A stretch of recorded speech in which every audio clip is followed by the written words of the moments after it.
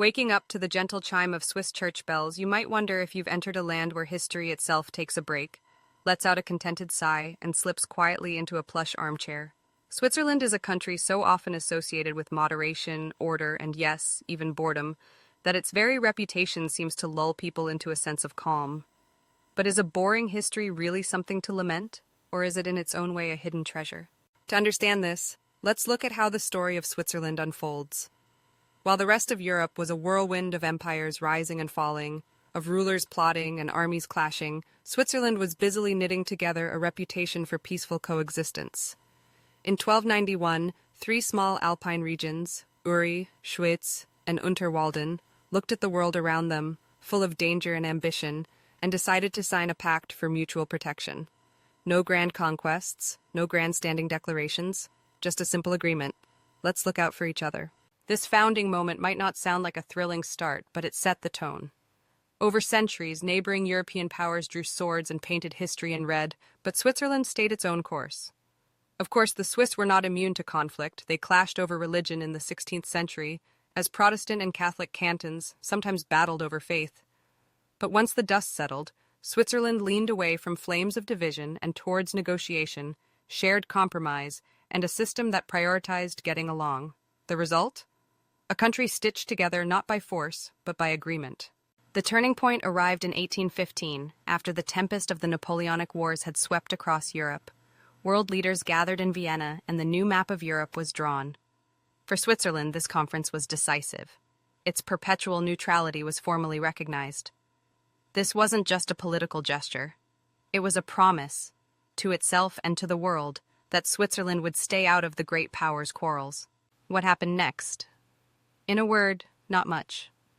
No world wars ever raged through its valleys, no dictators toppled its cities, no mass revolutions shook its foundations. The enduring drama of European history, often defined by conflict, intrigue, and transformation, passed largely outside Switzerland's sturdy borders. So what did the Swiss do with all this calm? Well, they made the most of it. Generations of Swiss engineers and artisans perfected the art of watchmaking, their patience measured by the tick of tiny gears. Their dairy farmers transformed alpine grass into cheese renowned the world over. Chocolate makers crafted smooth, rich creations that soon stood for quality. Their trains departed with such precision that you could set your watch by them. Even their cities became symbols for cleanliness and tranquility. A kind of quiet confidence that didn't need to shout to make its point. Of course, Switzerland's peacefulness is only part of the story. The Swiss perfected a unique approach to government. Direct democracy gave ordinary citizens a voice, not just once every few years, but often, on matters big and small alike. Want to change the constitution? Let the people vote. Want to build or ban a mosque, protect animal rights, or influence public spending?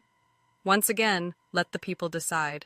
In Switzerland, legal changes aren't just made in the halls of parliament, but at the kitchen tables of towns and villages.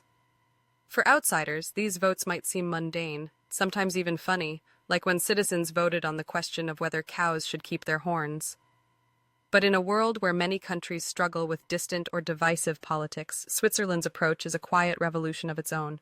Yet, being surrounded by some of Europe's mightiest nations, Germany, France, Italy, Austria, could easily have made Switzerland a fighting ground or a prize to be seized. What was its secret, then? Trade, not war. A readiness to foster business and dialogue across borders, rather than picking sides in conflicts. And at the root, a belief that prosperity was best achieved not by conquering others, but by working together at home and negotiating skirmishes before they grew. This commitment to neutrality and stability has paid off in ways you can measure. Today, Switzerland boasts one of the world's highest standards of living. It is consistently ranked among the safest and cleanest countries on Earth. Its people are among the healthiest and best educated. Even its banks, sometimes whispered about in connection with secretive wealth, enjoy a reputation for trust, a calm haven amid the tempests of global finance. Yet, if you look a little closer, you'll find that Switzerland's reputation for dullness is a bit unfair. This small country is actually a mosaic of cultures and languages. German, French, Italian, and Romansh are all spoken here, hinting at a deeper complexity. The humanitarian heart of the world, the International Red Cross, was founded in Geneva. Switzerland is sometimes at the center of global diplomacy, quietly offering its cities as places where enemies can become partners. And let's not forget the everyday quirks that make life here distinctly Swiss. Where else would national referenda decide the fate of architectural features or animal welfare practices? Where else could you find a working democracy with such ordinary drama, yet such extraordinary results? So is Switzerland's history boring? If you mean a history of peace, safety, and order, then yes, by the standard yardsticks of drama, it is less a roller coaster and more a well-tended garden path. But is that such a bad thing? For most people, living through upheaval means fear, loss, and uncertainty.